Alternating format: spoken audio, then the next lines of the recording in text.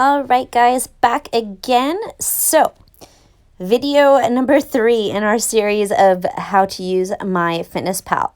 So, our last video, I kind of ended off with a really high fat content. So, I just kind of want to show you what I've done to go in, play around with a few numbers to hit my targets. Now, remember I said at the beginning that not every day is going to be perfect.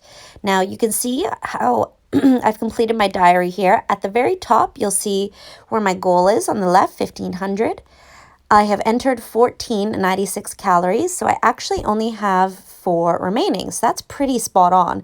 It's about as good as it gets.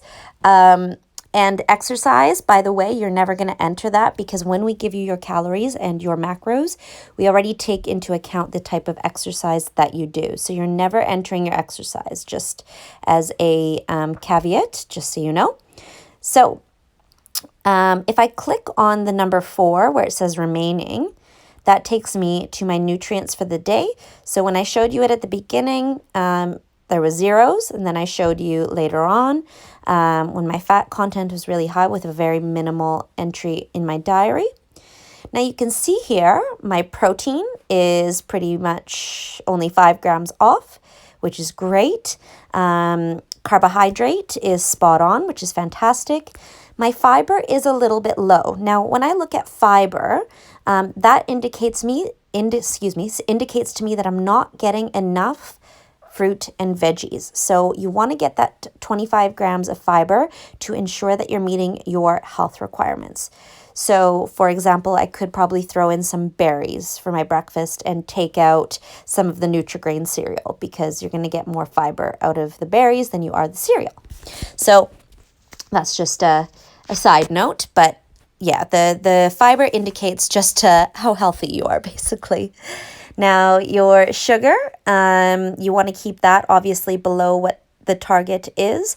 We've only got 61 grams of sugar today, which is fantastic. That's definitely a manageable amount, nothing too crazy.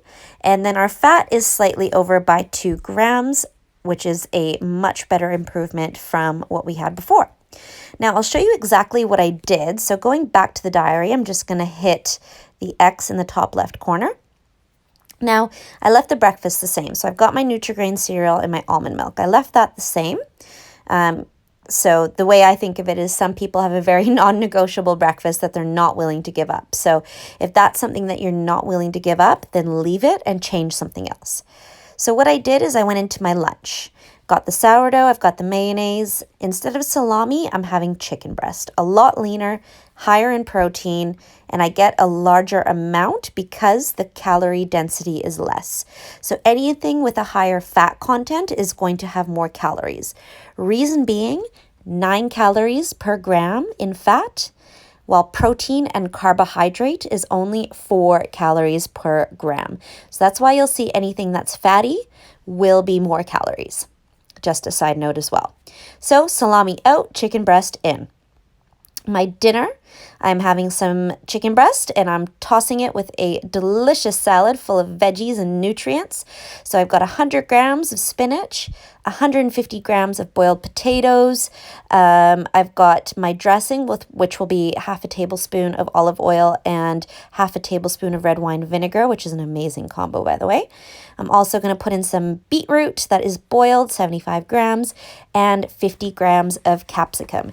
Now, guys, this dinner is literally the secret to weight loss. This amount of food is massive. This salad would be the size of like 2 of my heads. But it's going to keep me full. It has lots of vitamins, lots of minerals, and it's super, super clean and super healthy. So when you are looking to fill up your diary, go for nutrient-dense and voluminous foods. So if you weigh out 100 grams of spinach, you will see it is a lot of spinach, along with 150 grams potatoes. Same thing for the beetroot and the capsicum. So that is a huge, huge tip when it comes to keeping yourself full during weight loss. So breakfast, lunch, dinner, set. Fantastic. Now, we also have our snacks for the day as well. So, everyone's different. 2 snacks, 3 snacks, doesn't really matter. I would say eat when you're hungry. And even if you're not hungry, perhaps eat when you're maybe a 7 out of 10 hungry. Because if you don't, then you will binge and you will go crazy later on. So you can see I've had a Carmen's bar. We can say that I had that for morning tea. In the afternoon, I had an apple and a yogurt. And then, maybe I got home and was feeling a little bit peckish. I had a hard-boiled egg just to tie me over. That is my day, and that is a perfectly calculated, calorie-controlled, macronutrient perfection day. So I don't really know how else to describe it, but that's pretty much as good as it gets. Not really any boring food. I would say this is a pretty decent day. You're not limiting anything. If you are the type of person where you need dessert and that's a non-negotiable item for you, then change your breakfast. Have a smaller breakfast. Go down here and throw dessert into your snacks.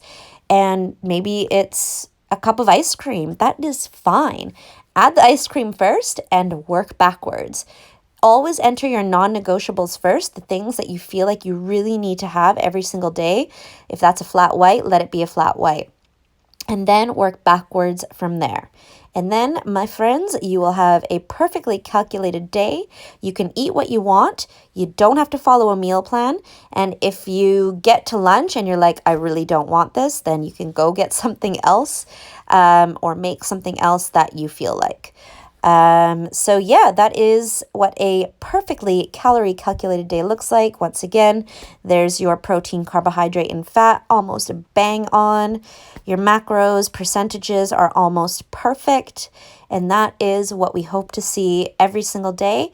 If you can do this, weight loss is 100% guaranteed.